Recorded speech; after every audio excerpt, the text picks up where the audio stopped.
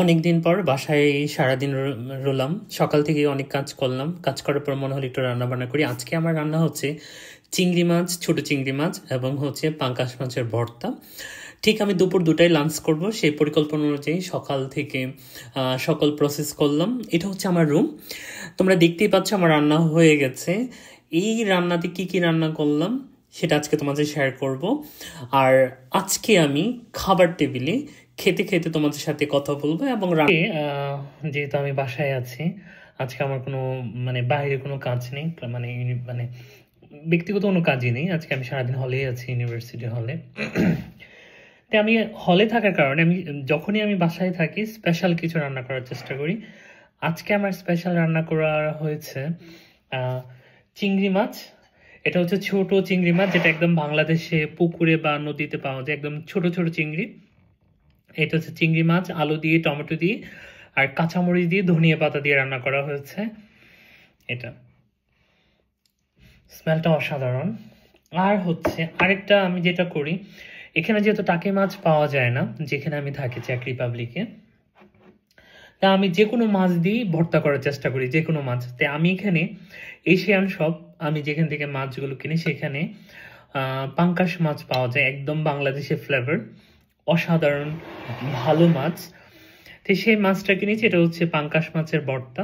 এটা আপনারা দেখেন, এটা হচ্ছে এই ভর্তাটা, অসাধারণ স্মেল। এই ভর্তাটা, পাঙ্গাস মাছের ভর্তাটা ধরেন বাংলাদেশের যে কোনো মাছের মতোই টেস্ট, কিন্তু খুব সুন্দর করে বানাতে হবে। রসুন টসুন আদা টাদা দিয়ে খুবই ভালো করে মিক্সড করে যদি আপনি বানান তাহলে খুবই অসাধারণ হবে খেতে।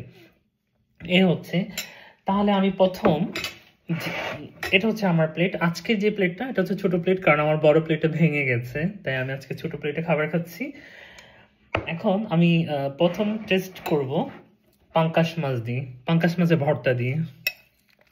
অল্প করে নিয়ে নিই, দেখি কেমন লাগে। হ্যাঁ,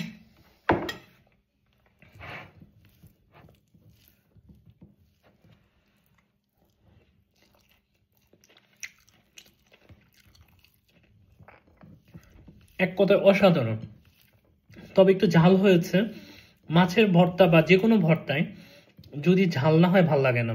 এছাড়া আমি একটু ঝাল খেতে খুবই পছন্দ করি। এই হচ্ছে পাঙ্গাস মাছ ভর্তা।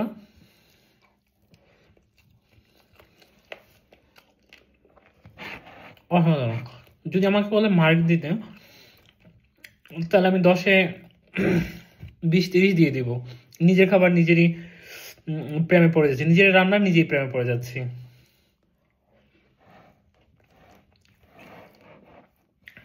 এখন ট্রাই করবো চিংড়ি মাছের তরকারিটা কেমন হয়েছে।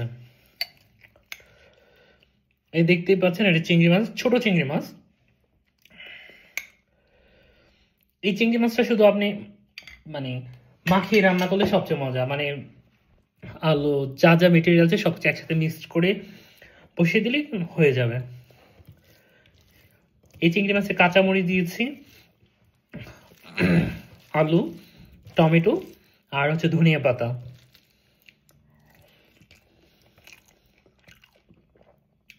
অস্থির, অসাধারণ অসাধারণ। তেমন ধর এই ছিল আজকে আমার দুপুরের খাবার। অনেকদিন